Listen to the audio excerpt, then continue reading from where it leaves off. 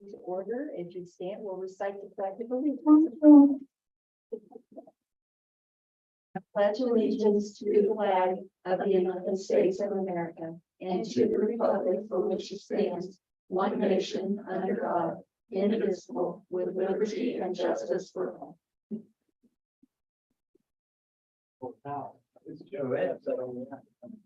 Mayor Kim Harrison Edwards here. Councilwoman Sherry Rogers here. Councilman Stephen White. Here. Councilwoman Debbie Gump. Here. Councilman Herb Curtis. Here. City Manager Nate Stansberry. City Attorney Brian Bailey. Here. Finance Manager Joe Solberg. Here. Chief Mike Posey. Here. Chief Jimmy Settle. Here. Street Commissioner Mike Zarrett. Here. Building Code Zoning Enforcement Officer Marty Lewis. Here. Sanitary Director Dee Evans. Excuse. Okay, under public comment, we don't have anyone signed in to speak. However, Judy was given a message by Larry Haddix that she wants to share with us. He would like to know if you or when you decide to do the trick or treating, he would like to do it as well to make all of us, come together and do Just it. trunk or treat. Yes, Okay. and he is looking at September 28th, which is a Saturday. September or October? I mean, October, I'm sorry, October. I was.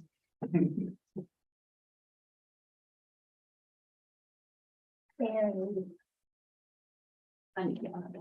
yes, and he had an idea for And he wants to turn the downtown into Halloween Town. Halloween town.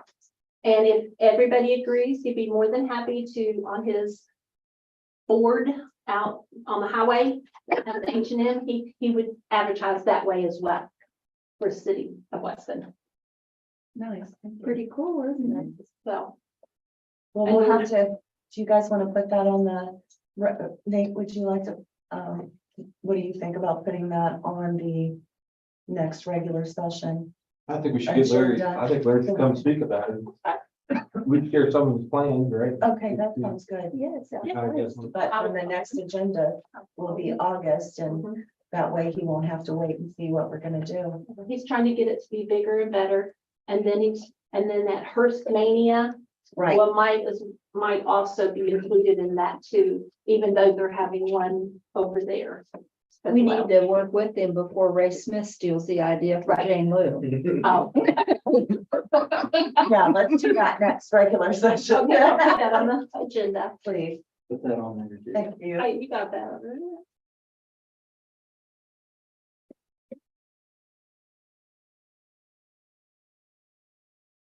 Okay, next under old business, set date for reviewing city code.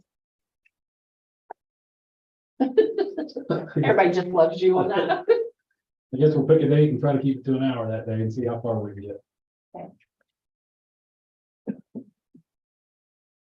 This is the ordinance codification that we're working on, just to review sections that they've completed. We can budget for however long you want, but Calendar. we can budget for an hour and go however long you want, or budget for 2 hours and quit, or whatever you all feel like you want to do. Say an hour and a half. Be 10 minutes. We go Saturday morning, 8 o'clock. All day. I don't have You're right there. Herbie's better. We want to jump into it this month or?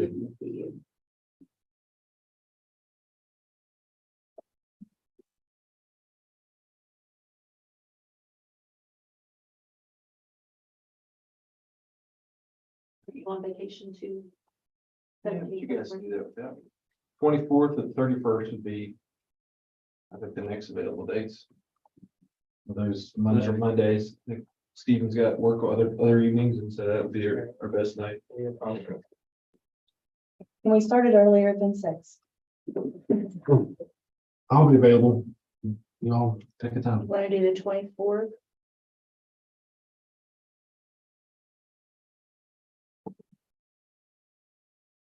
That works for you or what? Whatever works for everybody else, maybe a little earlier than 6 would be good, if 5, that works for everybody else. 4:30, good stuff. I'm free all day. Early.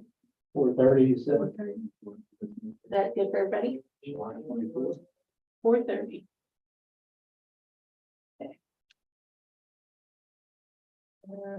New business.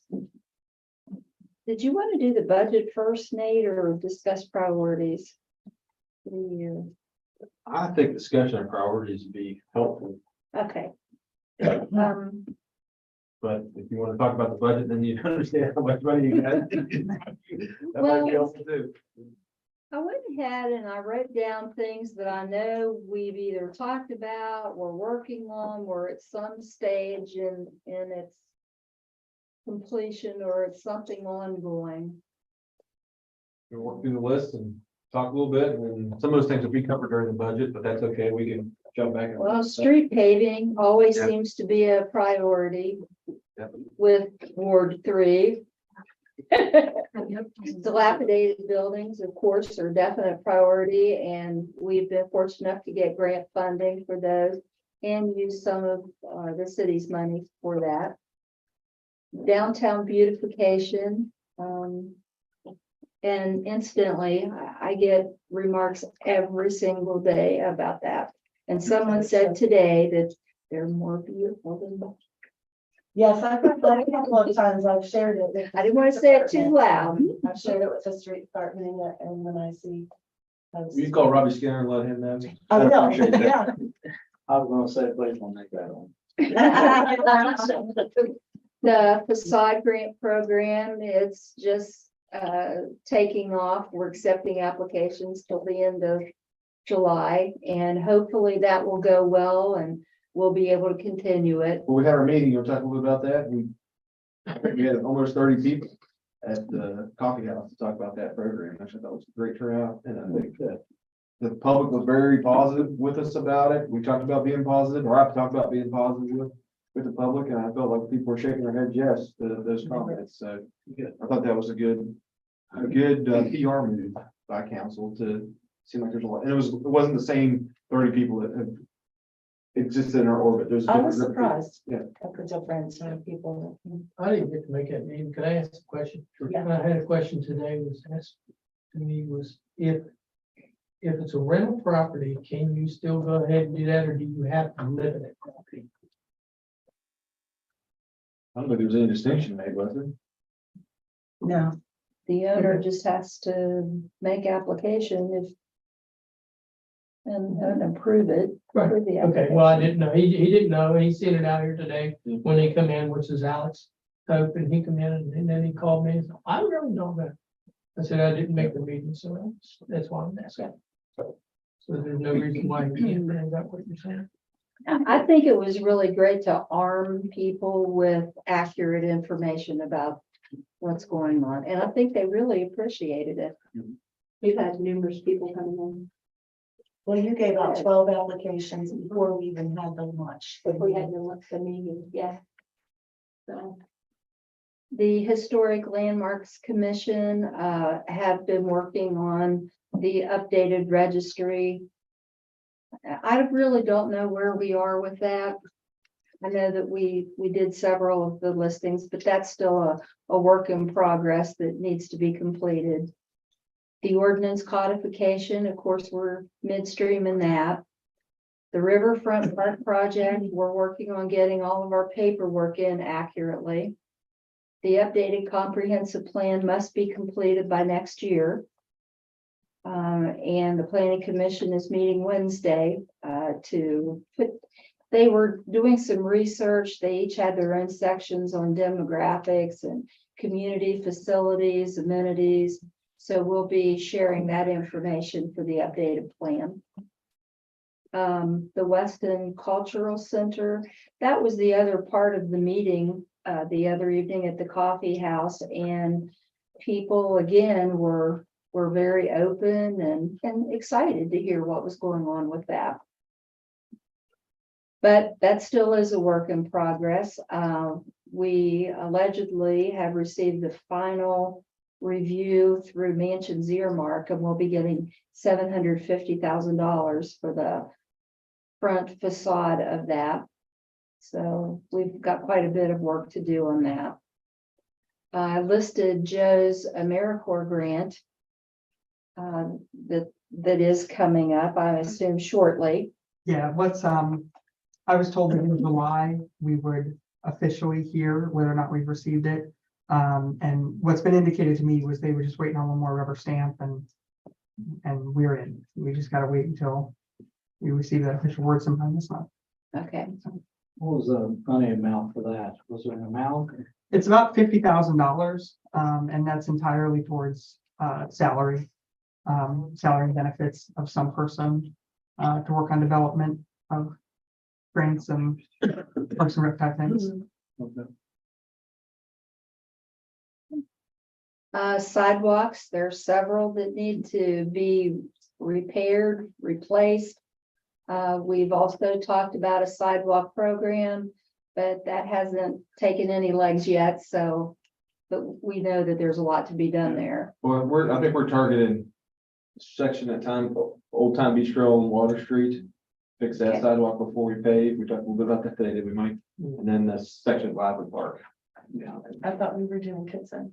No. No, I Kitson, no. I'm in the narrow. The narrow, well, the state had offered us some money to be able to do that before paving, but they gave us a deadline of what, 1st of May, and we said we couldn't meet that deadline, and then they had paid. Do it. There's no way. Yeah. Will they still give us money though? We can ask them. Okay. I'll round back and Okay, Speaking of the property of the Old Time Bistro, has any been decided about that property? We still haven't acquired it yet. We're still working on that, getting the. The guys seems to be kosher with wanting to pay the back property taxes on it and transferring it to us. Could happen this week, maybe. We'll see. thank you. You're welcome. Sanitary board sludge. The IJDC funding was approved for 3.2 million. So that's in the works, and that's going to be a long process because it's going to fix a lot of plant processes, hopefully. Fencing, that was the fencing that we have just recently purchased. The decorative fencing? Yeah. We've ordered the first segments for Roundup and Old Time Bistro Bridge here, right? I think Home Depot sent me an email today, said that our order was on its way, or shortly here, so. It'll be here about the 23rd. And then plans are still to do the entryway. Yeah, we're gonna do the rest. We wanted to try this fence, to make sure it was the right kind of fence we wanted before we bought more of it. Okay. And we have a request from a couple of council members that they would like to see the fence on the front of this building painted black wrought iron to match everything else, Yeah. Okay. if that's feasible. Just something to plan in your head. He can probably figure out. Let's figure out. I have one question about not so much the railing, but maybe in the future, if we do acquire the property at the Old Time Bistro, could we possibly put a decorative light there at that corner at the end of the bridge? I wondered if we should run a row of them down the Yeah, sidewalk. because Yeah. it's kind of off balance. Yep. Through there. Depends on lighting. We need somebody with an artistic touch, I think, to kind of look at that. A landscape architect, maybe like Barbara Milhoff. Yeah. We'll kind of look at that bank and say, what would you, if we want some plantings, if we want some trees? Things Is there like any that. way you could, or that may be in the Riverfront Park, is there a handicap like fishing area in the Riverfront Park? That been designated? Can be, I think. Or A maybe that, fishing pier is in that plan. Yeah.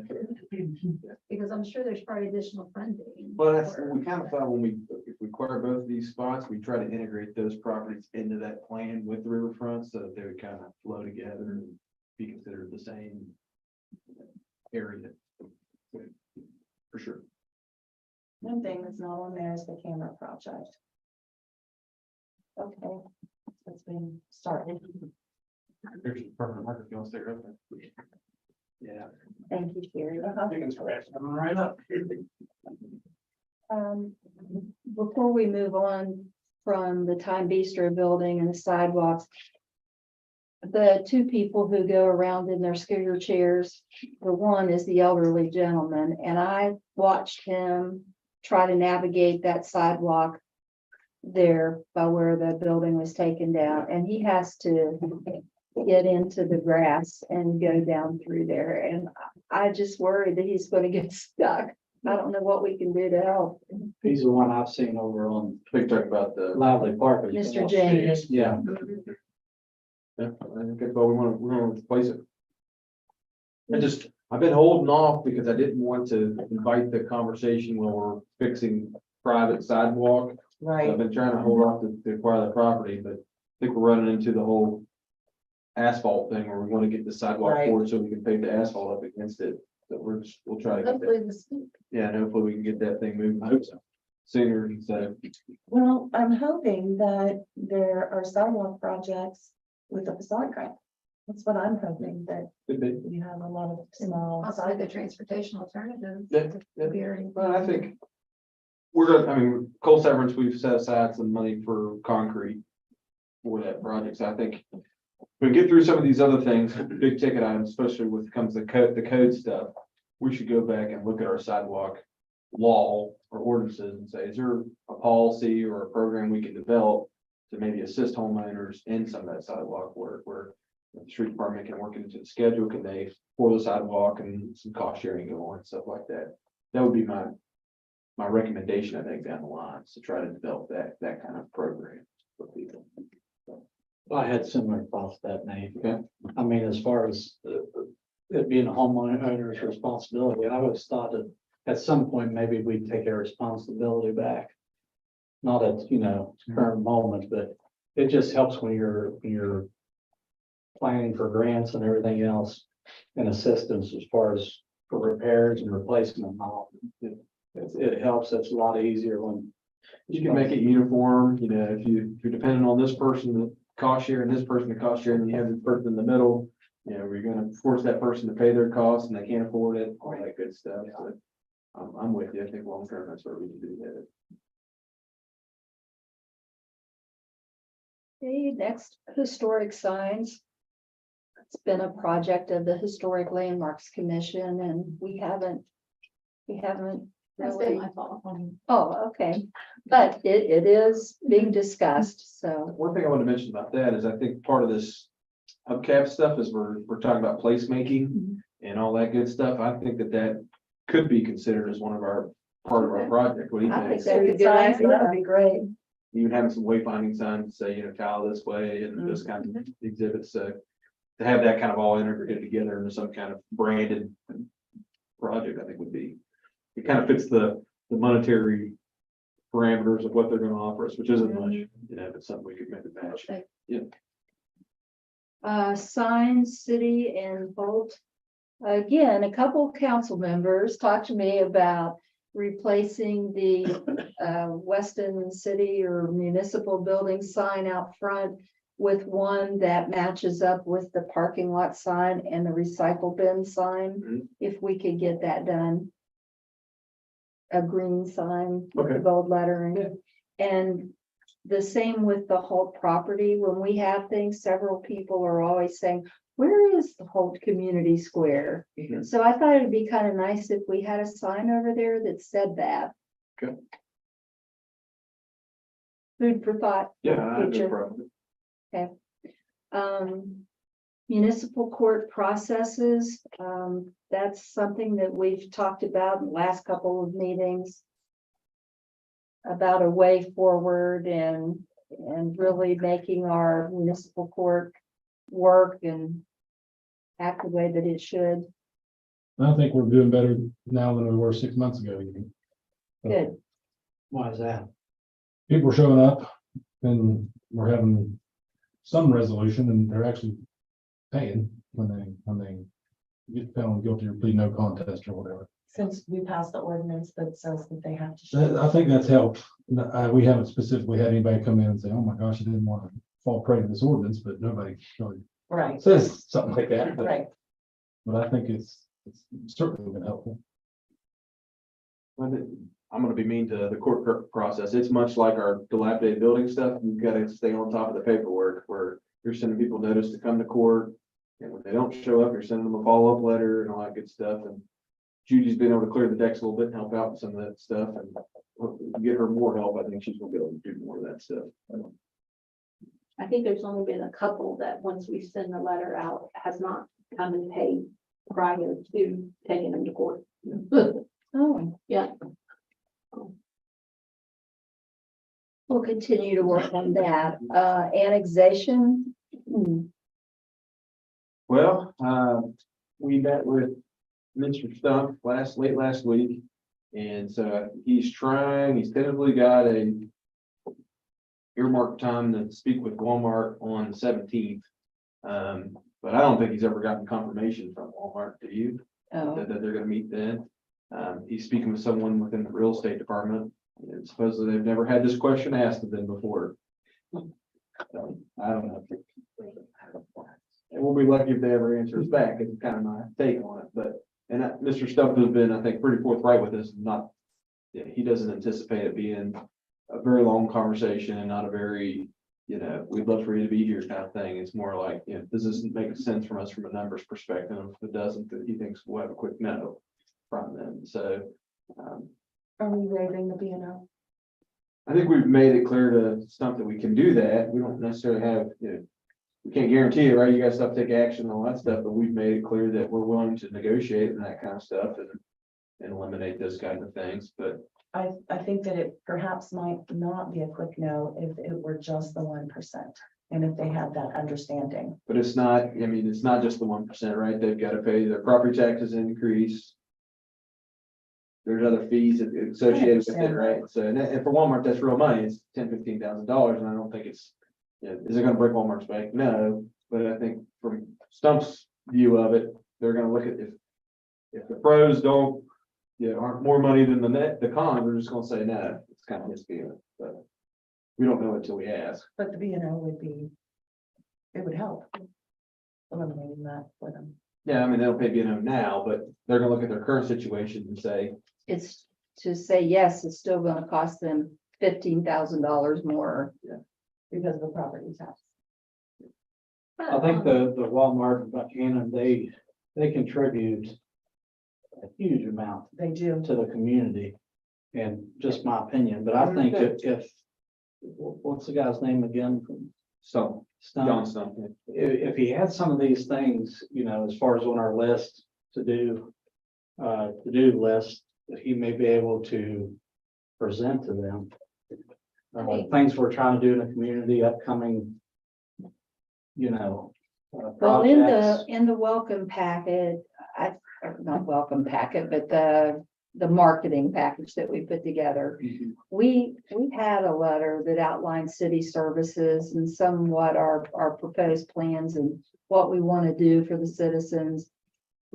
But he told us that we really need to put together a very direct plea in a business form as our initial letter, because I thought the same as you. Mhm. You need to come and be a bona fide member of the community, because without you, we can't do this that we want to do. And he's like, no, you need to make it point blank.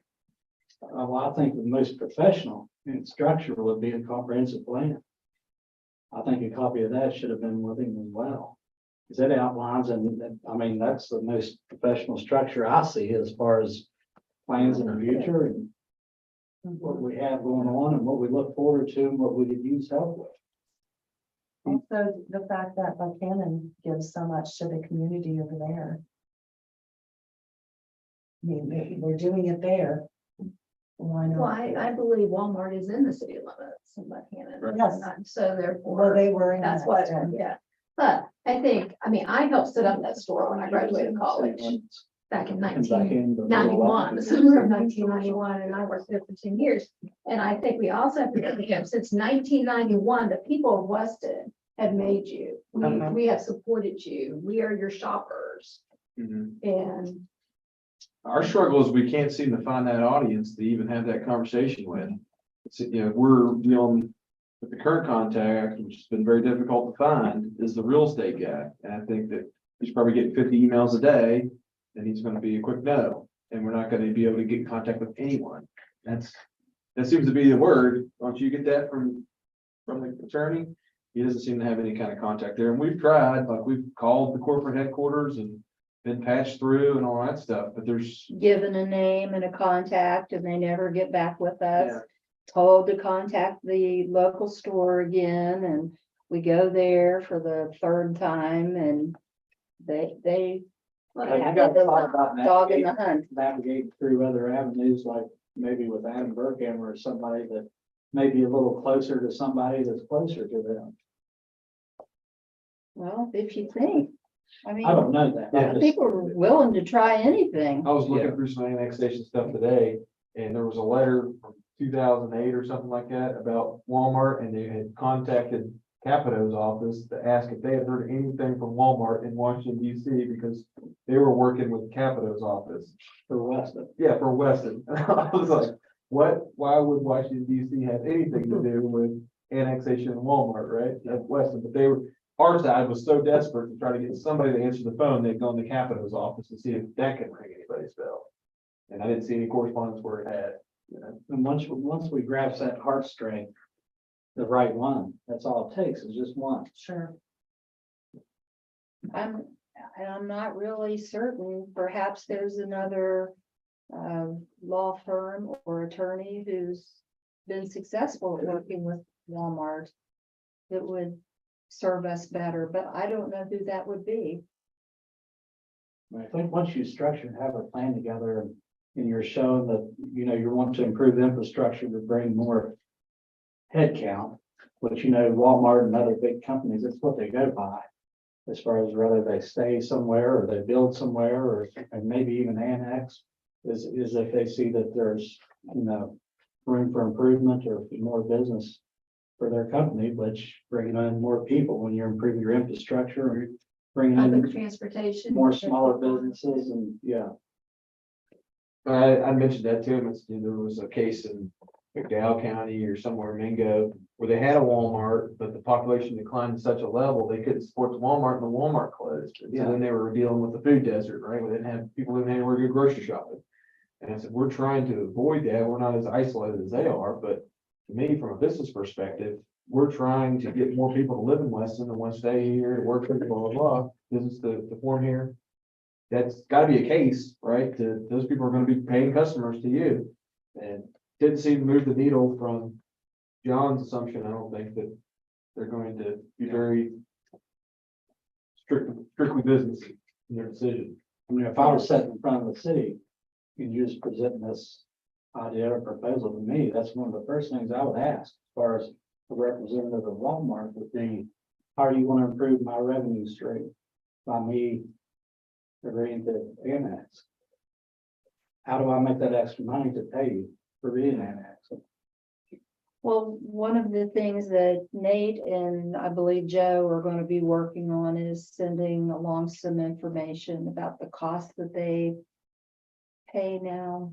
Yeah, we're gonna take their current property taxes and then put the city premium on it so we get them a real number there. We'll look at we're gonna get their sewer bill because there would be a reduction in their sewer bill by coming into the city. But, you know, that gets offset a lot of times by the excise taxes that we have on gas and water. You know, it's 2% on top of those. So if they're more of a gas user than they are a water user, then they may end up paying more for utilities coming into the city. So, and electric's another one they'll pay an excise tax on, so. And they'll pay an excise tax on, in their sanitary bill, what I understand, so. From a business standpoint, a lot of things that you may be presenting to them that they're going to be saving money on, they're writing off anyway. So they're actually not saving money. So I think we need to concentrate a little bit on the flip side of how we could improve the revenue stream also. Is that a first due fire area? Walmart? So our paid employees have to answer that call, or is it a volunteer? Technically, that's a volunteer area, right? Correct. Would our paid staff have to answer a fire call there? If there would be a call? if it was a fire, it's kind of a gray area, that post. I mean, they're getting service from it. City of Elkins, they pay over $8,000 to $10,000 for a fire fee there, for just one, And what's one not paying now? $50. And I don't think Elkins has, their Walmart's not inside the city limits, right? Until, and they hasn't really moved it. I don't know if it's fact or fiction, but I was recently informed that they are annexing Walmart. Okay. If it's fact, then they may contact with somebody. Well, we need to make contact with Elkins. That's the first I've heard of it. Mhm, We can call Jerry and ask. mhm.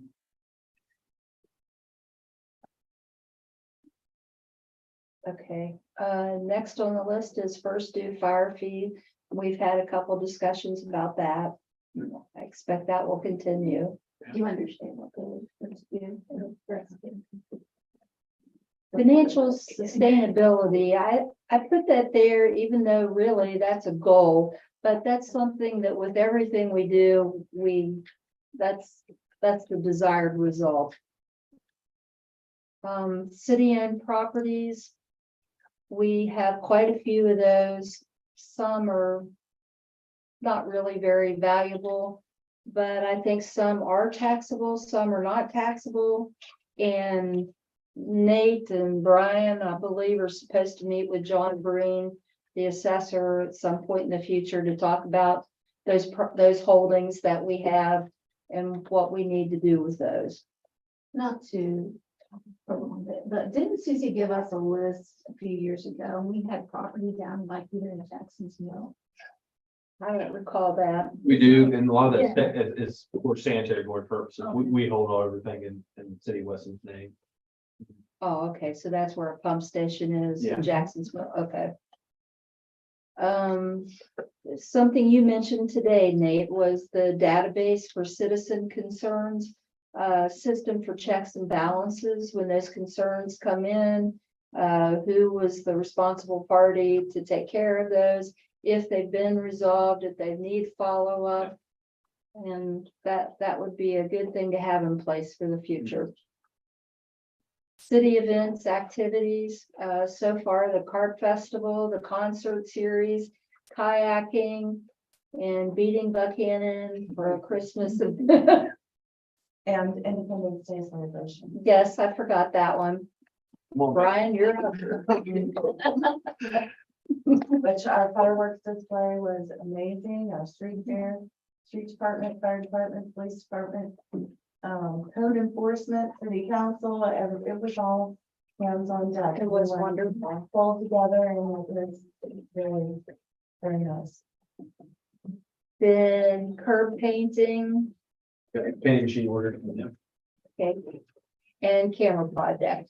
And anything else that I forgot that needs added up there. Those are things that we're talking about, working on. They're in some stage. Sanitary board merger that needs to be put on there. Where are we on the camera project? They installed all the racks and stuff, and they're supposed to get back to here this week at some point, to tell me their next steps. I reached out to JJ about getting access to the poles.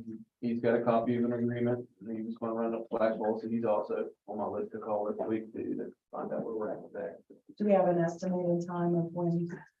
They seemed to think it was gonna go pretty quick once we did all that, but I'll be frank with you, I got an email last week from the lead guy with Raven Rock that he was resigning. So that's something I gotta follow up on as well and see who that is. So, Well, hopefully you Figure it find out. this list useful and I think it gives us a good idea of many things that staff and volunteers and council members are working on. It's quite the list, I think. I have had many positive comments about how our streets look, how our downtown area looks, about the street paving and the progress that we are making. you know, we've got some smaller projects like storm sewers and stuff that we wanna do, and they're not small for us, are they? They're big, but, there's. Maybe they didn't make the cut here, but there's the things that are on our radar too to take care of. We've got a full slate. and then some.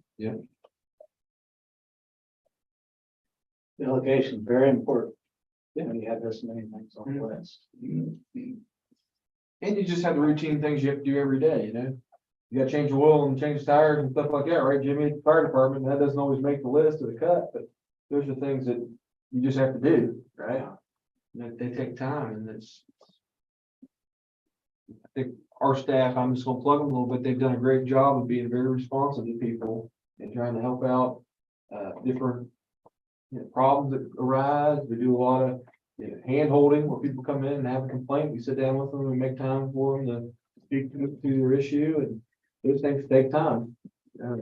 Every time Marty's got to sit down and explain the building permit or talk to a person about why they have to cut their grass, that's time that's taken from his day to do other things. But I think it's time well spent. Right. But it adds up throughout the week. Is the tree board active? Are they going to be working on that project? They need an ordinance. That's where they're at, and we need to. I was Okay. supposed to put that on the July agenda. Tree board, Brian. We'll get it. I have a question about the handout that we have. Did I miss it on the agenda? Or is that under our projects? We were gonna talk about the budget. Under street, oh, okay, okay. I was just really surprised that the parking lot cost so much in comparison to an entire street, What street, very compared to. South River. Well, I think right now, if you don't have any more additions or questions about the list of projects, we'll move into budget. But please feel free to. I'm ready to chase them all. Yeah. We're working, it's just. I know. I'm excited. Yeah.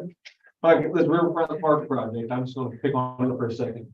We spent a week trying to track down somebody to get the right forms to fill out for the federal government. That stuff just takes time. Oh, it's nothing towards you. I said I'm Yeah, just excited yeah. to get someone checked off. It's a good list. Okay, budget, Joe, Nate. Can I jump into that? Yeah, let me just make a, sure, we largely. Nothing really changed. There was two aspects we really looked at, and that was paving and police salaries. At the end of the year, I'll just tell you, most of our departments had money left over in some capacity, some more than others. And we bought police equipment, we bought vests and radar guns and things that we needed there. Fire department bought, the Jaws of Life that you guys approved. Street department bought some equipment that they needed with the monies they had. So we were trying to reserve money in our carryover fund, but we also were trying to be honest about our expenditures and things we needed to do. And so we came in, go ahead, Joe, what number did we come in with our carryover number? I think it was 674, is that right? Yeah, and we had projected $500,000 when we did our municipal levy back at the beginning. And so that allowed, if you guys remember, we put $100,000 in our placeholder for paving. And then what Mike's provided you, and Mike, you want to speak a little bit about that? He went out and I'll let you talk about what you did. Today we went out and each one, well, actually, let's go back and look at, you don't have this one, but this is one we give you guys to look at. It was probably a couple months ago, but anyway, we went back out today because we were going to try to start paving today. They'd asked me to go back and evaluate our streets and stuff. So we did. We went out there today. Tyler and I went out and we spent about 8.5 to 9 hours on 8 streets. And by the time we got through this and everything, if you look at the very last page, and each one of those is in your old words that we're trying to do. The very last page, if you look at that.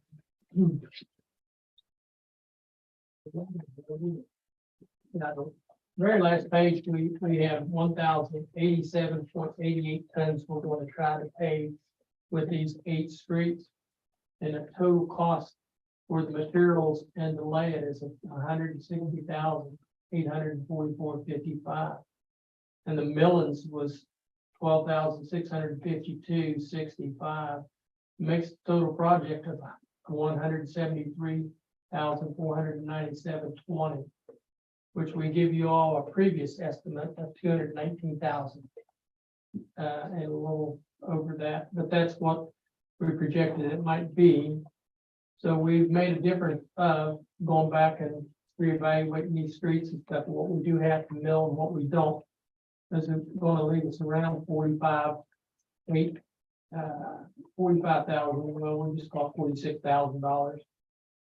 Down the last line there is, there might be an additional on Carl Street, which is $6,674. If we're going to have to do some, which we call level coat or scratch coat, which I think we're going to have to. So that might, that $6,674 will probably go into that 173 up top. But I'm thinking we're going to have maybe in the vicinity, what we give you the 219, right around $39,000 left. Oh, after we pay these 8 streets. Well, that 219, Herb asked that question, I was answering for the order. When we came to you guys and before we put the bid out, we said, these are the streets we're looking at. We said, we've got $219,000 worth of paving on this list, what we estimated at that point in time. And that was with milling every street, things of that nature. So Mike went out and kind of cleaned up those numbers a little bit and said, as of Friday, I thought we were gonna be way under our carryover numbers than what we were. So I was like, well, we might have to make some tough decisions here on our list. But I'm gonna turn it over to Joe here very quickly. But that was our previous estimate. Now Mike is estimating we're probably around $180,000 is what we're gonna need. We only had 100,000 budgeted, so we wanted to use some of our carryover money for that. And Joe, you can speak about where we kind of end up carryover. Go ahead. I'm sorry to ask one question before Joe starts. As far as on the other end of the infrastructure, drainage, drop inlets, do we estimate or have money in the budget when we're going through paving to address those issues? We've already started raising the DIs and stuff up and repairing them curb as we speak. Some of these streets that we've already started working And on. we're probably not doing a whole lot of pipe work, I don't think, but we use our stormwater funds for that kind of stuff. Yeah, Yeah, that doesn't fall in the concern yet. I don't want to get into all that right now as far as streets and everything else, but I've got one up there. East 7th, East 8th, all the water rolls down Court. It's all about you. Well, I was just curious of that, if it was, what was allowed for the, Yeah, on the other end as far as prep work. Asphalt, yeah. So I'm gonna steal a little bit of Joe's thunder here, I guess. We, with our carryover today, we allotted 225,000, and that number can change, but we felt that would give us enough money to make sure our list gets done. And Mike, we talked about that today, right? Where we're gonna try to hold as tight this 180,000 estimate as we can by monitoring our tickets but the roads are uneven. We're gonna have some overpavement stuff that just naturally happens. But then we're hoping to come out of this 185,000, reserve those funds for in case any kind of thing happens over the winter time or street department wise, we move things around. And if we have those money come springtime, do an extra allotment of paving or a section of road somewhere or something is what we're thinking at this point. And the other thing we talked about, if I may. Yeah. We discussed that we have Menden and we have George up there. It's gonna need some work, so I'm gonna work with JF Allen tomorrow and try to, and that's why we're trying to hold just a little bit of this money to see what we're gonna have for that. To be honest with you, Menden, whew, My father had never been up on top of Buckhill. I don't know how he's lived here for 30 years or whatever it is, never been up here. So I took him up over the weekend, we had some time. Mom was out of town, so he had nothing else to do. And we went up, hit George coming down, and then I swung around Menden. And my gosh, I wasn't sure my car was gonna make it back after hitting all that stuff. So they're rough. We've had some intense base failure there. We want to definitely address that. Was that, all that water was draining down? right, that was what was all coming off of Spring Street. We've taken care of it. That's Mr. Mike Ford. On the other side of Spring Street. Well, that's the other. We're trying to give a quick political picture here. It's okay, I'll drive around Ward 4 and let you know. Joe, that's okay. First thing is, somebody's packet is short some papers. I don't know who that is, sorry, but when you get to the point, you say, I've run out of papers, and you're still talking, I've got them. So I'm gonna be a little bit verbose, hopefully it's a good review for everybody, just for the sake, I think, of our new member, make sure we're all up to speed. The two documents on top that look like these are what I'm actually gonna ask you to approve tonight. They are the budget adjustments for the general fund and for the coal severance fund. We have one. You only have one of these? On the back, No. No. Does anybody else have two, or does anybody only have one? what's this one right here? I have two. Is this mine? Okay, I got it. Okay. I have them now. So if you look at the upper right-hand corner, there's red numbers.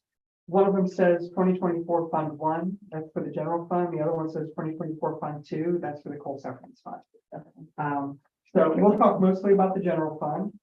So what happens is at the end of the fiscal year, the council roughs in a budget for the next year. And the real purpose of that is to justify the municipal levy, which is the tax rate real estate in the city for city property. And so we rough that in, and one of the things that we rough in at the end of the fiscal year is what we think the carryover is going to be.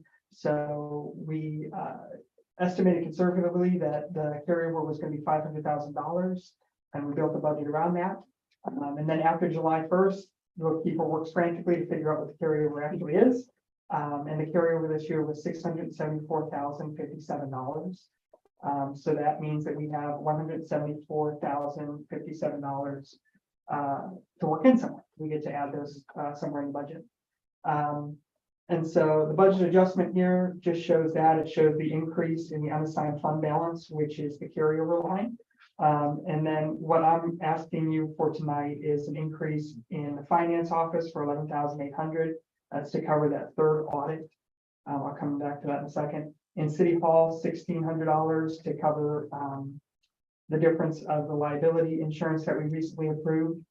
I'm asking to put $25,000 back in contingencies, to add an extra $115,000 in street construction, an extra $5,000 in snow removal, $6,000 in elections. We'll talk a little bit about that too. And then $9,600 in police department for general fund. And then for the coal severance fund, we now know what the carryover is, and I'm suggesting that we just add that extra money in sidewalks and coal severance. Coal severance is pretty small, but we've been letting it build up for a couple of years, so there's a little bit extra money in there for coal severance. For sidewalks, and then everything you have in the binder clip.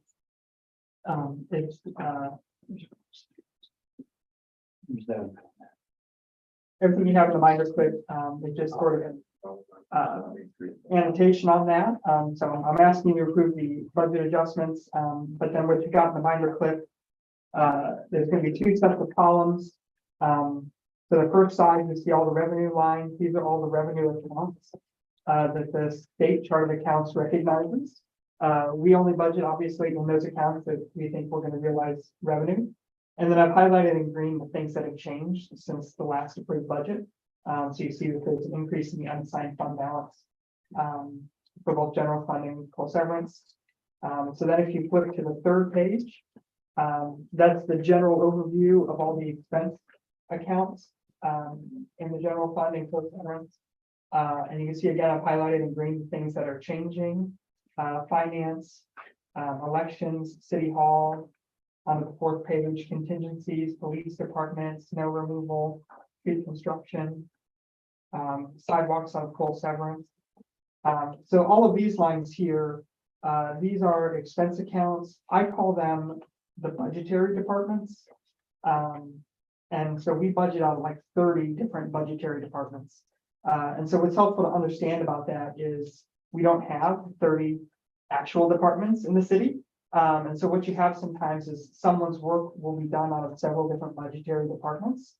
So for example, the work that street department does, some of that is happening out of account 750, which is streets and highways.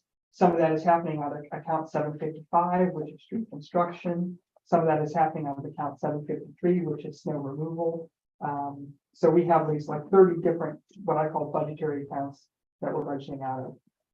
And then if you go a few more pages to a page that says 6 out of 27 at the bottom, That starts a deep dive into these budgetary accounts. And once again, you can flip through. And so now these numbers on the left refer to what are called objects of expenditure. So within the mayor's office, so that's account 409, she can have several different objects of expenditure.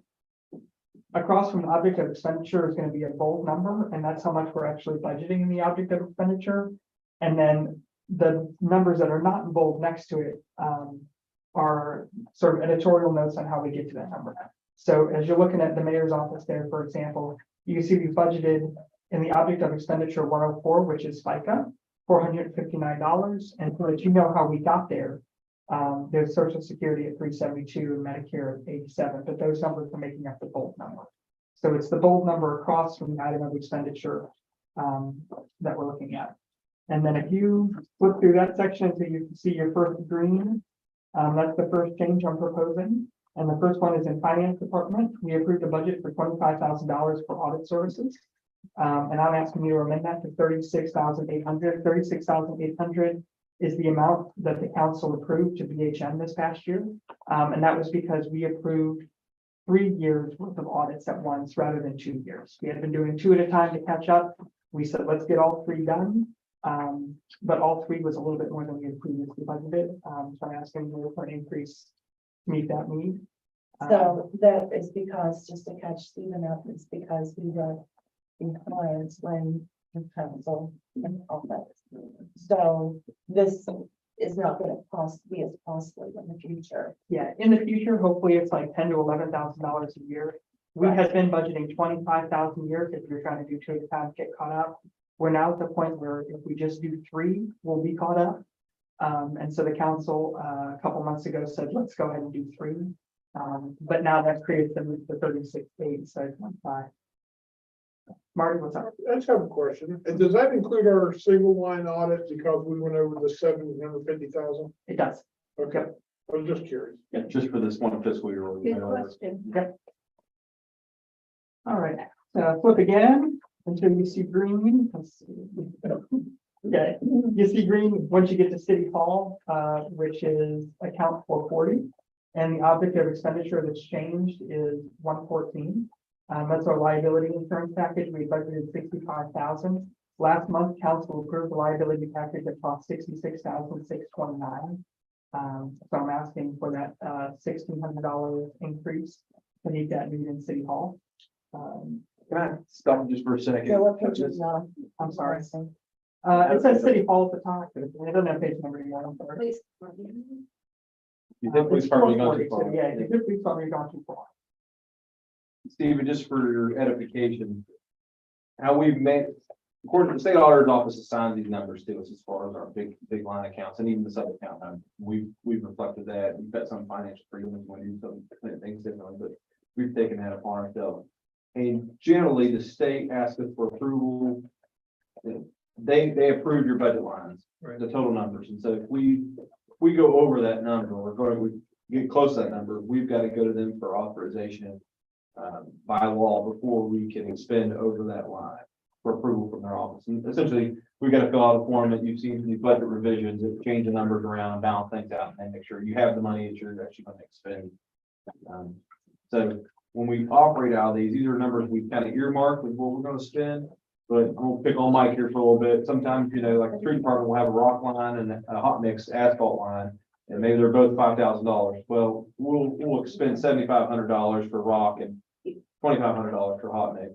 We don't consider that a big deal. It's left to me to make sure that we're staying on track and using those numbers there. And then at the end, that bottom line isn't exceeded unless council's given approval to that. So that's how we've generally operated in the last couple of years. Yeah. That's okay. And so that's why the 2 documents that I'm asking you to approve, those are the only 2 that actually get approved. And this is sort of annotation of why am I asking for $600 in City Hall? The reason I'm asking for $600 in City Hall is because we had this liability insurance package that was $1,600 more than we thought it was going to be. Okay, so is everybody on the same page? We're at City Hall? Yep. Okay, I'm gonna count as I flip that. Let's see, so 1, 2 more pages, and you get to contingencies. You'd previously approved $0 for contingency, and I'm asking you to put that back at 25,000. In previous years, we had budgeted 25,000 in contingency. And what that is that's not an account that you spend money out of, but that's an account that you move money from when you get desperate later in the year. A rainy day fund. Well, it's not rainy day fund. There's a separate line for a rainy day fund up above. And that's the $25,000 that at the end of the year we move to the rainy day Okay. fund. And so you see rainy day fund is account 698 and contingencies is account 699. And so contingencies could be, if we see that in one of our high level accounts that we need to go over for some reason because we need a lot more salt this winter than we thought we were going to need. And so we've got to find $6,000 somewhere. Contingencies can be that place you turn to for $6,000. That's great. You're allowed to budget up to 10% of the entire budget in contingencies, so we could have up to $300,000 there, but we can't afford to have $300 wrapped up in contingencies. So You'd be done really good. yeah, we do really good if we could. So I'm asking you to put $25,000 back there, and that's, if we blow some tires in the fire department, we've got somewhere we can turn and pull that money from. Beautification might go on. Beautification might go over, that's exactly right. What? Did I hear something? Yeah. And if you flip to the next page, you should have police department at the top. This one's a little hard to follow, but I'll explain what's going on here. So it was communicated to me that we were interested in giving some greater raises to the police department. This year we had sort of budgeted like $500 raises for just about everybody across the city. And you see that reflected in that first column was that $500 raise. And their raise is based on their pay scale that we'd approved previously, where we had Right. those steps for years serving. And then revision 1 here, you see there's some greater raises. So 1, in that first column where it says deputy chief 48.5, that represented what we had approved for Chief Posey. And so it's Chief Posey who's moving from 48.5 to 52.5. So that would be a $4,000 raise for him. And then there's a deputy chief. So this would be a new hire at $50,000. And then you see Lotus is getting a $1,500 raise from 47 to 48.5. Minnie would get a $1,500 raise from 46.5 to 4,800. Wetzel would get a $1,500 raise from 45 to 46.5. And then this other one has moved around because that's basically a new hire now, the one that used to be called Cozy. And then Adam Check would get a $500 raise. She's very new. She hasn't yet received all her certifications. And then I balanced the budget in the overtime line. So there's a little bit extra dollars in the overtime line. And then, of course, anytime you adjust salaries, it also adjusts Medicare and Social Security. So you see changes there too. So we can talk more about those if y'all want to. Are we staying within our overtime limits? Have we for this year? To the best of my knowledge, yes. So I wish I could give you like a really good answer. But the way that our payroll processor ADP presents things to be plugged into QuickBooks, I can pretty much tell you how a department is doing in its entire payroll budget. I can't tell you how much of that is overtime versus regular time. But all of our departments have been within their department payroll budget. So We should just start when we do payroll each week or each bi-weekly, write down the overtime amounts. We could track that. Have a run of those. Question about that. Sure. Does this allow for, I know that we do have another officer who works part-time. This budget allows that. And we can cut that. yeah, we got it. Yeah.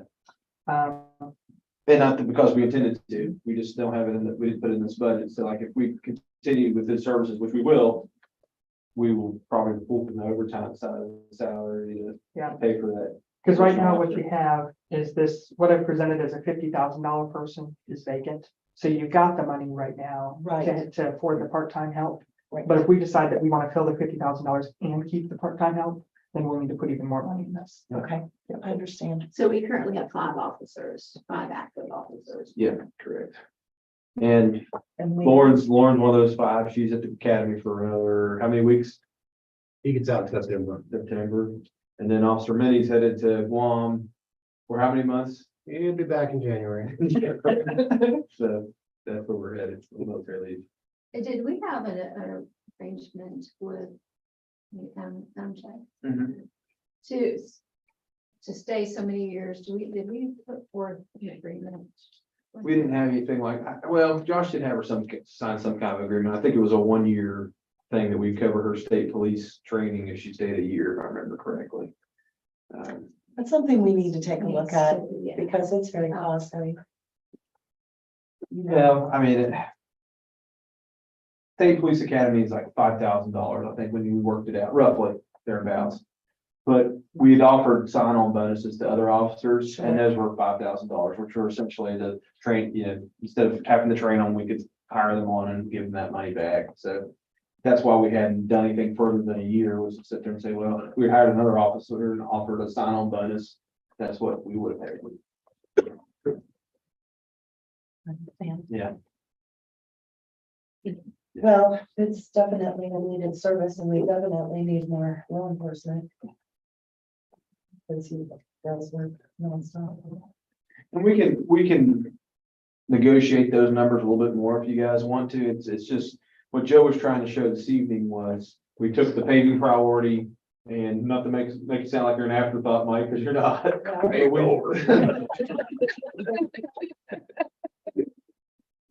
took the remaining fund after we kind of put the money in contingency and stuff like that, and say, this is what it will look like, dividing those funds up among the police department. And what kind of range we can offer, and so all those can be kind of moved around a little bit more if you'd like, but that's what It's Joe's good. presenting. It's nowhere near what they deserve. But But I think that, and not to get into the police department's business too much, but we had that conversation today, Mike, where we talked about, if we get an arms race with the state police, I don't think we can survive. They're starting out, troopers are making more than Mike's making as chief. Right. And that doesn't seem fair, and it's not, because Mike's a seasoned police officer. But we quickly get into an arms race where you're bumping at, if you're bumping your guy up in the bottom to get to that level to compete with state police, then where are you putting everybody else at? You're talking tens of thousands of dollars needed. I didn't think they made these types of wages, state police, they do. Oh, they were just, starting out. they were just advertising, with 56 was My their. son's been a trooper for 3 years, makes more money than I do, Who's that? my son. Oh, okay. Yeah. It doesn't seem fair. But they. You brag, no, I don't even brag like that. They want the city of Boston. Right. And I think that's the reality. So you look at our department and you say, what are we gonna be? I don't, at our current funding level, we can't be on par with the state police. We're probably gonna be a training department where we're bringing people in at a lower salary, sending them to the academy, training them up, and then when they get enough experience, they're jumping to a higher department. I'd like to stay quasi competitive with the sheriff's department in Lewis County, because I think that's the easiest move for someone to make, right? With the government, state police. So Maybe- are we with these numbers? I think we're close, We're close. Okay.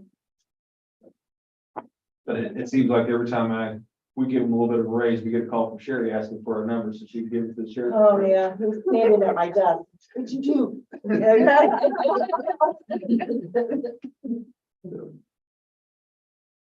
What about the dog? Dog's paid for. I know. We're just looking for a long-term commitment from an officer. Okay. The officer that's in sight has already completed one K-9 course, so hopefully if we pick him up, we'll take on that responsibility. Okay. Oh, okay. Yeah, we didn't really mention that, but we've got someone interested in being the deputy chief. He's got, I don't know how many years of experience, he's got 20, I think, almost 15. He's in his teens probably, I'm not, yeah. So he kind of fits into that slot. So he's got some personnel things he's working through there, but if he clears all those hurdles, I think we're gonna make him an offer here in the next weeks. Anything else in the police department? Thank you, Joe. Examiner 1, 2, 3, 4, 5, 6, 7, 8 more pages, and then you get to a page with a lot smaller numbers. What is it? Oh, this is the missing one? Oh, okay. There you go. Welcome to council. So where should we have ended up? At the top, it should say street lights, account 751. With my page. You know, on random page. I see it, I got it. Okay. Once I'm on the right page. Yes. I know, right? And that page looks a little smaller than the others because anytime coal severance becomes relevant on a page, it reappears on that page. Sure. Oh, okay. Like Sherry's messed mine up. Streetlights. Yeah.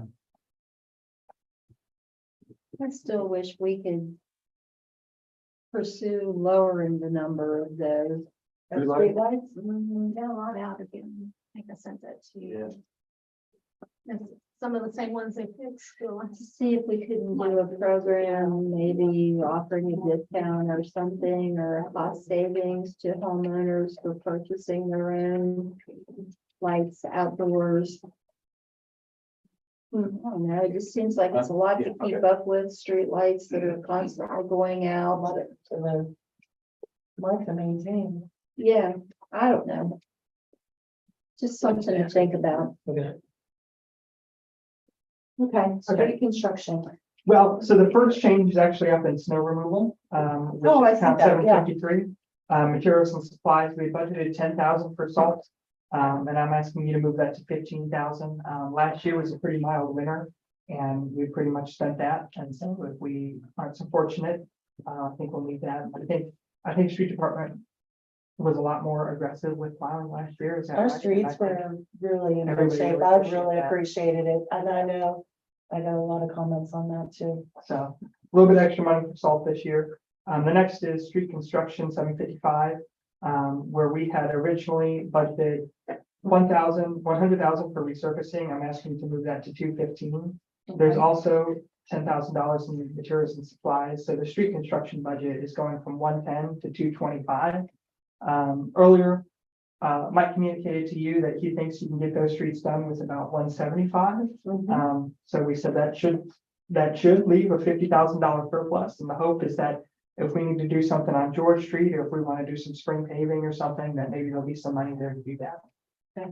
And then last thing, just to jump over and talk about coal severance real quick, because sidewalks is on that page. And so over on the far right, you see a change in sidewalks. And that's just the extra carryover we had in coal severance. We stuck in sidewalks. Okay. And I think that's the last. Everything. Oh, and then I'm sorry. The section that was not in the budget that you do see in the budget adjustment is elections. And so we put $6,000 in elections. I'm gonna let Nate speak about that a little bit, but he thinks that there might be a need for an election this year. And in our June election, we spent about 5,500. An election. I all in 6,000. Well, if annexation doesn't pan out where it's voluntary, you've got the option to have an election we can get 5% of our populace to sign a petition and present to council. You guys can order an election to have an area considered. You can define that petition will define the area considered. So I think at that point it becomes retail politics. You say, who do we want to annex in? Who do the people want to annex in? And how many votes does it take to get those people to come in? And so I'm looking at, Walmart. If Walmart gives us a quick no, and there's no further conversation from them about that, then I think that's really by state statute, your only option is to be able to drag those guys in there during an election. So then you're looking for 2 votes versus their 1 to get them to come in. And I think I'm gonna put my citizen hat here. If I'm signing that petition or leading that charge, you start doing a little bit of calculations and get a little bit greedy there and say, well, if I can get 3 people, that means I can drag 2 people in who would vote no, because I still have a majority of votes. And so I think that's in there for that reason. And also, I think if we want to consider any kind of special levies, there's additional taxes, those require some elections and stuff like that. So we just place that money in there as an earmarker. And if we get down the line here and we don't need it, we'll have our budget revision, take that $6,000 out, put it somewhere we want it. But we wanted to, while we had this surplus or some additional funds, we wanted to mark that in there. What page was that? Right, yeah. What page was that? It was not in the big packet, and that's why I was that. I'm sorry. It's not something that we It's do every year. So. That's 2024-1, and it's It'll right be down fine, here. it'll be fine. It'll be fine. People, That's the summary of all the changes. We don't have the elections built into every year's budget packet, and I forgot to add it in when I did it. But it was previously budgeted at 0, and I'm asking to budget at 6,000. I actually think it might cost a little bit more than that. Because I understand there are some like bonding rules and stuff with, if you do that kind of an election. Yeah. Where that, we have to purchase a bond and that kind of stuff, so, but based on the $5,500 we just spent in the recent election, I thought 6,000 was a good place to start. And one other thing we want to consider about elections, I think the state law's changed a little bit where we pass an ordinance, we can have our elections meet on the same dates as the primary elections and the general elections. And we haven't got all the way through all those rules yet, and as far as boundaries and wards and all that stuff, because those kind of have to line up with some precincts and things of that nature. But that we may see some cost savings by switching to a schedule like that, where we change our elections to meet that current primary general election schedule. Should we be thinking about reserving some funds for a survey or to redo those boundaries if we're going to be aligning ours with the county elections? Perhaps. I mean, I think it's something. We got $25,000 in contingency, right? And I think we can sit there and watch our budget and see how things go, but you may need to dip into some funds Just somewhere. so council is aware Yeah. that we may need to be doing that. Yeah, our ward boundaries may have to change to match the precincts if we align with the county. So we haven't got that far in that conversation, but that's been something we've chatted about at this point. And I read, and Brian hasn't read it yet, but I was looking at the state code today, and the law recently changed, like we could change our elections where if we want to stagger our council members, we could do that. You know, you can either extend the term 18 months, or you can shorten a couple terms, you know, if you want to. Yeah, I thought we might have some volunteers. Short sounds great. Yeah, and so we looked at that a little bit today, just to kind of familiarize ourselves with that language and if that was possible or not. So that's something to consider, and that would look like that would require, if we could do it, meet all the metrics, a charter ordinance, which is a little bit more involved. It has some public notice period, publication paper, things of that nature. So add those to the list of things that we might want to consider in the next year about doing. I'd There's like that. to add that Walmart will be hooked to Ward 4. That's gonna be Ward 4. Yeah. Well, let's take the beautification out of Word 4 budget. We did have a couple of employees that I didn't get adjusted in, we wanted to try to give some raises to, but I think I can adjust those in the current parameters of their budgets, just to let you know about that. Down at the street department, Joe Gaines was one of them. He's been a very valuable employee as a mechanic and brought a lot of skills there, so we want to give him a raise. And I think we can do that in our current confines of our budget, and if we need more later on for some reason, we can address that then, but. All of our department heads have done an excellent job this year of absorbing change, I'll say. You know, you have a budget and it's your template, and it's, you know, they've done a good job of keeping track of their numbers and being able to say, yeah, I got this pot of money here and I'm holding on to that for something else. And so I figured we were gonna get to the end. I'll be very honest, I wasn't checking it very often to see how the numbers would look, but you know, I'd asked Susie and asked Joe how we were looking. Things seem to be pretty good, and looks like everybody turned out fine at the end of the year. So that's a testament to the department heads being able to manage their own budgets. Proud of those guys. I also applaud Joe for being here only a short period of time, and you seem to have mastered the budgetary process. So thank you. How do they manage their budgets, department heads? What access do they have to manage their budgets? Well, I think it's gonna change, and I'm glad you brought that up, because it's gonna change a little bit this year. One, they don't really have access to QuickBooks. But one of the things that I noticed this year, I talked about the expense accounts, which I call the budgetary departments. One of the things that I found sort of early on was that department heads were sometimes receiving reports related to their largest budgetary department, but not to all of their budgetary departments. And so I think that made it challenging for them. And when I say their budgetary departments, I mean, what I mean is the budgetary departments affiliated with the work that they do. So one of the other things that I came up with, I'll share this with you real quick, is I'm just saying, Pretty much the line items within that department. well, and who I think is doing the primary work out of each, what I call budgetary department. Mhm. So you see, there are some folks who are working out of 4 or 6 departments, and sometimes they were only receiving reports occasionally for one of them. Oh, okay. And so in this next year, I want to make sure that every month, all these people are receiving reports for every budgetary department that they do work out of. Sure, that's a good idea. Yeah, and I think it'll just help everybody. I don't think it's gonna overwhelm anybody, and I think it's gonna help everybody. And then the other thing I think it's gonna do is it's gonna help the finance manager, because one of the things that was happening was the finance manager was really, and the city manager were the only set of eyes looking at a lot of different expense accounts. Yeah. Whereas this list lays out a way that, there's a second set of eyes in almost every expense account in the city. And so that's gonna change this year. That's one of my big goals. Is to make sure that that's, That's what I should have had a long time ago. It was not yeah, deliberate, it just was time. Yeah. Yeah. Honestly, I'm not a very good QuickBook whiz to be able to run those reports, and so. Oh, yeah. And Susie was, they're saying, if you can show me, you can show me. But I was like, and I could look it up, but getting the reports to pop out quickly was something that was a challenge, but Joe's got a good handle on it. Mike, does this mean we don't get to pick on you anymore? It's not close there. I know. It's good. His budget comes to mind whenever you're talking about all the different line items. Coming, yeah. Well, and even so- yeah, if you Yeah. take a look at this, Mike's work happens out of like 9 different budgetary departments. Right.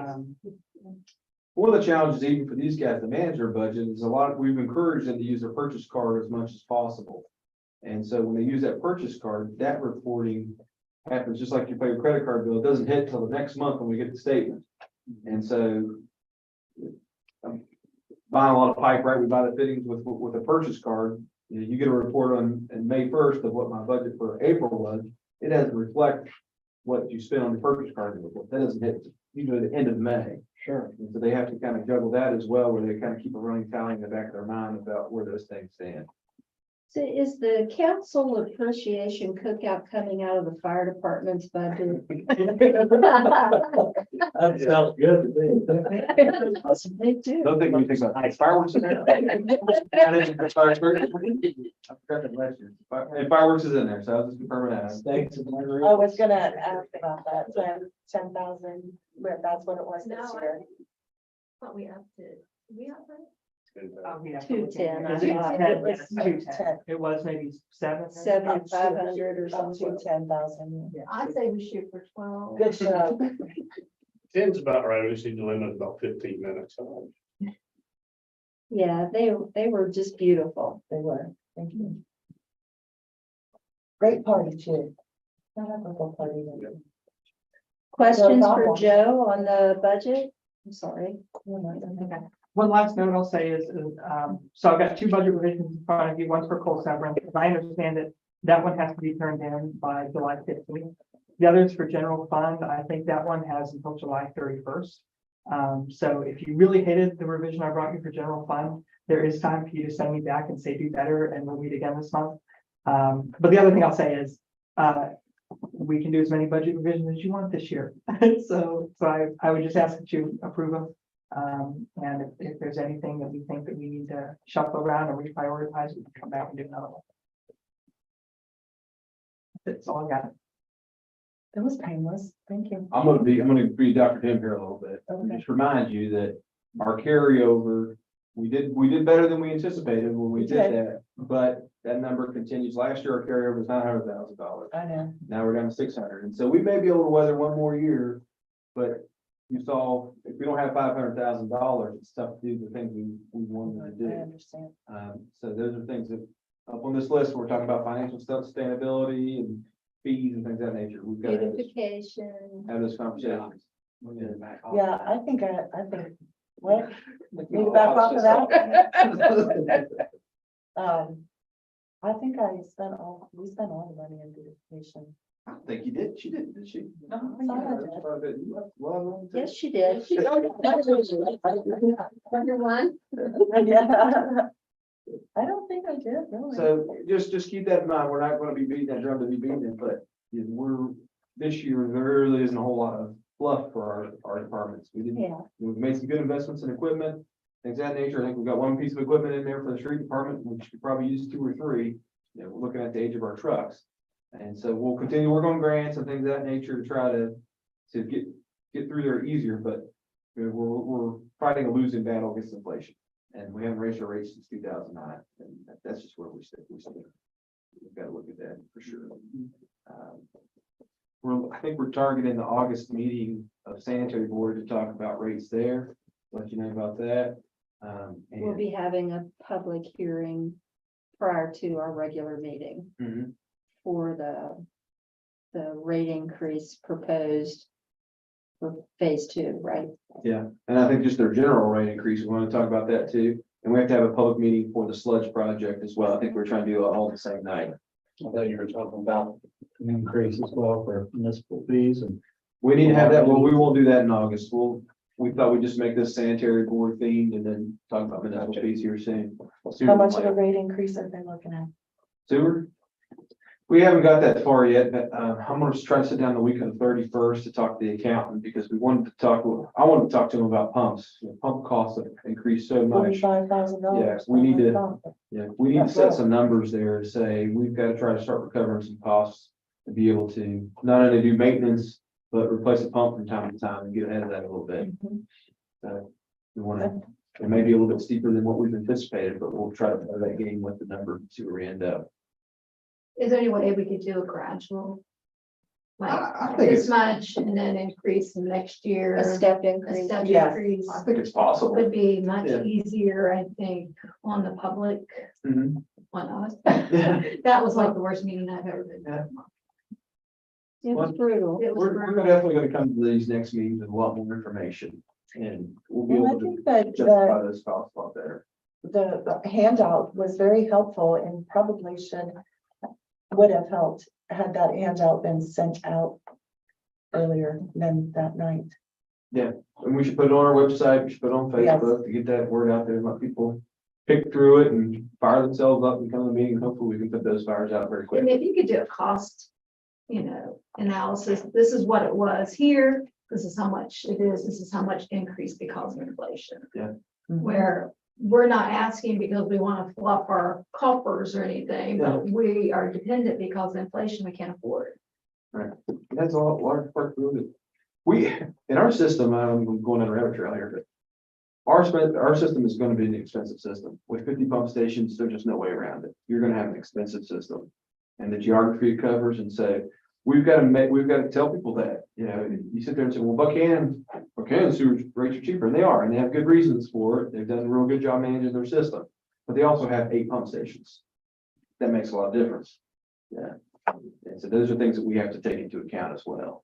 We've tried to provide sewer to the entire county, How many, north and south, how many do we have? over 50. So when one goes down, They live near the. it's not 7 step left. That's right, right on the plateau. Three left. So that's something we've got to, I never realized. and I think that requires maps and people to understand where our system's going to. I mean, we're pumping uphill from Jacksonville to the plant. Those are things we're battling. And I'm gonna pick on the gas company. I was looking at my bill this past weekend and, you guys have a $28 service charge. And so this past month, I paid $30 in gas for my gas usage and I had I was looking at looking at your bill today. You guys had $30 worth of gas usage in the last month and $28 just in service charge. Which I assume if we use 0, we still get charged $28, Did right? you all plan this? Pretty nice building down at Charles Point. Yeah, that's, Continue. I think that's something, I talked a little bit to Dee about that today. We're gonna bring that up with the accountants. That's something that's allowed, and I'm not asking for a $28 service charge. Sure. But you have people, and I'm gonna pick on old grandmas here, right? Old people live in their house who don't use any water all month, right? And their sewer bill is gonna be $5. But we're still providing service to them. Should we have a $5 service charge? $10 service charge, something to that nature. And so those are different schemes you have when you're setting up your tariff rate, to try to capture more cost and spread that out. So those are things we need to look at, and we'll try to look at. well, the rate increase for the meter to set at the house is about like the pumps for the sewer department. I mean, we raise those rates and we can take care of those meters and we have meters from a small residential meter to a commercial meter. And that rate increase covers that whole spectrum, from Right. small to big to replace, it covers everything, so. A rate increase is definitely needed. Right, and I think that's, and I'm not trying to pick on you guys, because American Water is the same way, First Energy is the same way, right? But I was just reading an article this week about American Water where they have an infrastructure charge on your bill now, right? You're getting charged for their infrastructure replacements, which Yep. traditionally has been what your rates pay for. But they felt it necessary to have this additional charge. And so, my water bill is $60 a month and my sewer bill is $30 a month. And Did you just get that notification that they're doing a rate increase? yeah, like 16-15%, something like that, right? Uh-huh. Not to interrupt, but Public Service Commission allows them. to Sure. raise their rates. Right, and I'm not saying we should charge everybody an arm and a leg, but it's an arms race to a degree and things cost money. Right, so for people to sit there and say, well, you're paying $28 flat rate just to have the gas hooked up. Why is our service much different in the fact that, your average bill is $30? Yeah, we've got to be able to make those arguments and we've got to have good data points and things of that nature. So we'll try to build that case for y'all and be able to sell that best we can. And I want to go back to our fire, police and street services. We're doing those services for $8 a month. All three for $100 house. And it's just not sustainable. We've got to enter into those conversations and we got to start services. Especially police keep getting raised while they're getting ready to do it. So I agree with that. Okay, if there's no questions, I'll entertain a motion to approve Oh, okay. I thought you were gonna, go ahead. budget revisions. I'll move to approve the budget revisions. I'll second. It's been moved and second. Any discussion? We'll have voting by roll call. Councilwoman Sherry Rogers. Yes. Councilman Stephen White. Yeah. Councilwoman Debbie Gump. Yes. Councilman Herb Curtis. Yes. Motion carries.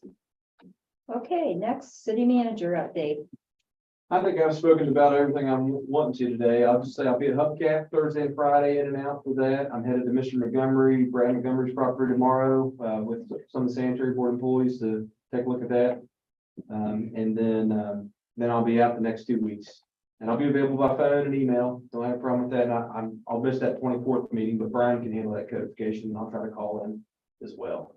But, like I said, we're moving forward. Mike told you a little bit there about the paving. I think it's imminent. It's a good word for it. We told them to give us a couple of weeks here to make sure we're ready and prepared, but at least they're gonna come in and do a first swath, it sounds like, right? And do the easy to pave streets and then the ones that we need to mill and work on a little bit more, maybe a little bit later in the fall. So that they should happen here pretty soon. Marty, you got some tear downs this week, right? They tore one down in Stevens Ward this afternoon. They'll be loaded up and out of there tomorrow and they should be able to move. They're gonna bring in a smaller excavator to do the other one on George Street. So he's getting 2 of them this week. Welcome to council. Yep. And then I gotta put together those bid packets for those sticks that we approved at the last council meeting, get those ready to advertise. Let's go ahead and get that advertised in the paper this week. Make sure that's getting advertised. Let me ask Mike a question. Mike, we talked about on spring, are we gonna make that turn and go down Peggy and take care of that? Or we can go after For that? the paving, we're gonna clear out the end. All right, so we're not gonna do that. Up and down Peggy, that's what I'm saying. If we do have enough to come down that Peggy, that'll be fine. You all approve it. And that's a fairly easy street to do, but I don't know what they're gonna do about rolling it, but they'll probably put a truck on something and hold it back. Anyway, if we can, when we get done, the biggest part of the paving, I don't Which is care. in your ward. Yeah, we're trying to help you understand. Carl is too. That's like the largest street, longest street, isn't But we told that, it? Carl Street. yeah, well, we're on South River. Well, yeah, that is longer. Just letting you all know. We're gonna get a bunch of feedback tomorrow. No turn on red at Citizen Bank in the morning. Really, what? Well, if you go over there and look at this, the state and I both look at this corner. When you push the button to go across the street, you say walk and everybody comes up and still turns right. Almost got. Then the other thing is if there's a person in a wheelchair, they have to go push the button, come back to the ramp. And when you're sitting here coming around the Citizens Bank, you can't see that person in the wheelchair.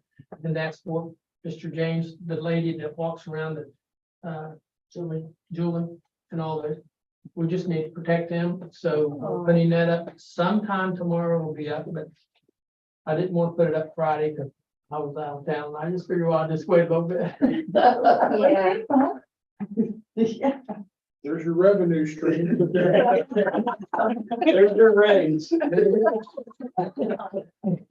Some reason they're off early. So many people run that light when it's red. They come down and make it turn and barely slow down. Well, I think the traffic lights there are off anyway. They are, but the one is off at the barbecue place, but those are under control. Oh, that's I've seen, I've had people talk to me about that, but that's under the State Road Department of Highways for them to control those lights. Get it right, but they say they're okay. But I just want you to know that that sign will be going up sometime tomorrow. But I'll let everybody Sheriff's know. number is 3.